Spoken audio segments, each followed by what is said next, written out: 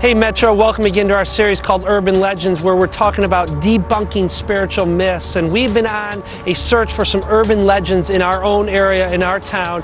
And we're here today at this place called Eloise. Now, if you haven't heard of Eloise, Eloise is the famed insane asylum up in Wayne, where it used to be part of a major hospital network. As a matter of fact, it was one of the largest hospital facilities in America. Now, what's really interesting is as time went along, the place began to morph. And originally its intent was to take care of the poor and become a general hospital, but they began to add the psychotic to this place. And this hospital became known as the crazy house, or an insane asylum. And literally they started shipping in people from all over the country who were certifiably insane. And that's where a lot of the legends start to form. Now, they did some crazy stuff back in the 1920s, for example.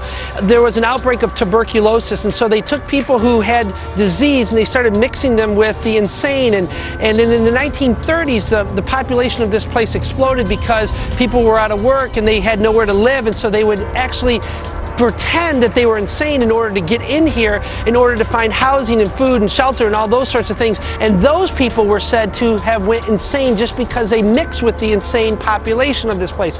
Kind of crazy if you ask me.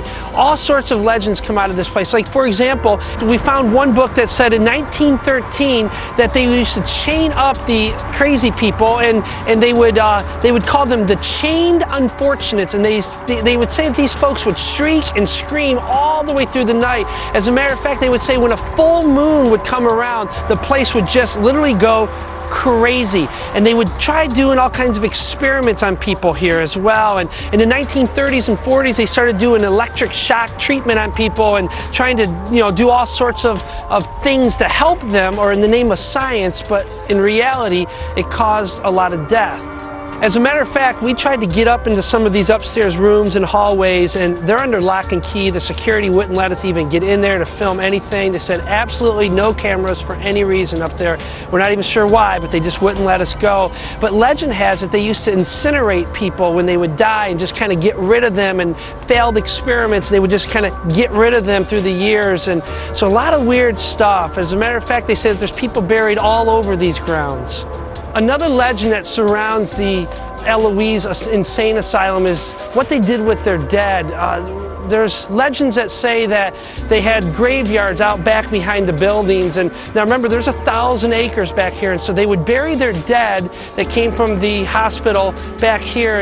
And what they would say is that many of the people wouldn't even have names, and they would just bury these people with a number. Now you think about how sad that is. The only thing that would mark the end of their life was a number. And so we looked everywhere around here, and this is what we found. We didn't find a graveyard at all. We looked online, we looked for the maps, and we tried to find the place, but we didn't find a graveyard. This is what we found.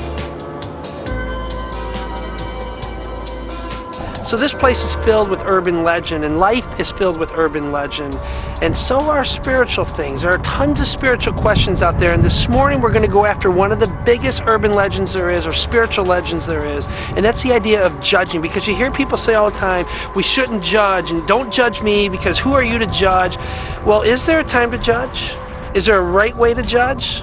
And if we do judge, what's the heart and what's the attitude behind it? Well, that's what we're going to go after this morning during our series called Urban Legends.